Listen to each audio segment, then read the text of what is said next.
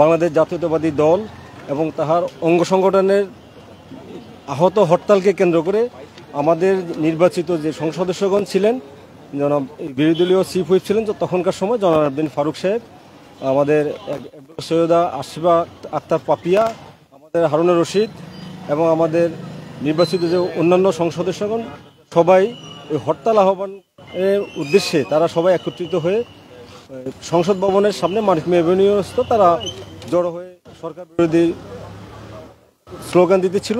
এই পর্যায়ে এসে এই যে আজকের যে আসামি 1 নম্বর আসামি হারুনুর রশিদ, বর্তমান সাবেক ডিবি প্রধান, এবং তখনকার সময় বিপ্লব কুমার সরকার অতিরিক্ত আইজিপি এবং ওনারা দুইজন সহ অজ্ঞাতন,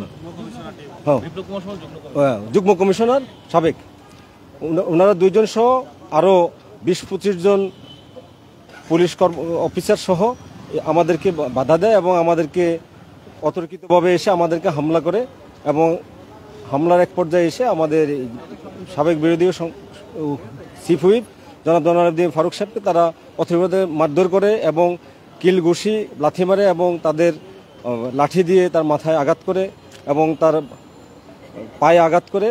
এই মাথায় আঘাতের ফলে তার মাথা ফেটে গিয়ে রক্তাক্ত জখম হয় এবং পায়ের আঘাতের ফলে পায়ের লিগামেন্ট ছেড়ে যায়।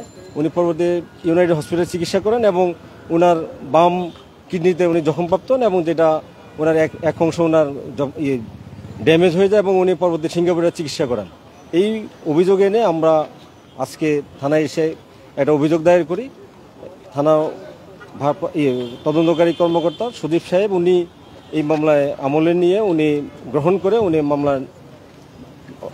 মামলার নাম্বার 8 এবং 19/8/2024 তারিখ আজকে আমাদেরকে এন্ট্রি করেন। উনি বললেন যে ঠিক আছে আমরা তদন্ত করব, করে দেই, পরবর্তী আমরা আইনি পদক্ষেপ গ্রহণ করব, এই আমাদেরকে জানান।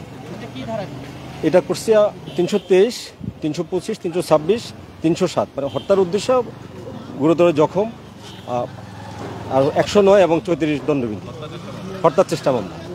আচ্ছা, মোট কি পরিমাণ আসামি করা? এখানে আসামি 2 জন, অজ্ঞাতনামা 20-25 জন, মূল আসামি 2 জন, হ্যাঁ একজনে, আর অন্যান্য আমাদের সংসদ সদস্য আমরা 3 জনকে সাক্ষী করেছি এবং অন্য সবাই এই মামলায় তদন্তে সাক্ষী আসবে। মোহাম্মদ তাহির হোসেন।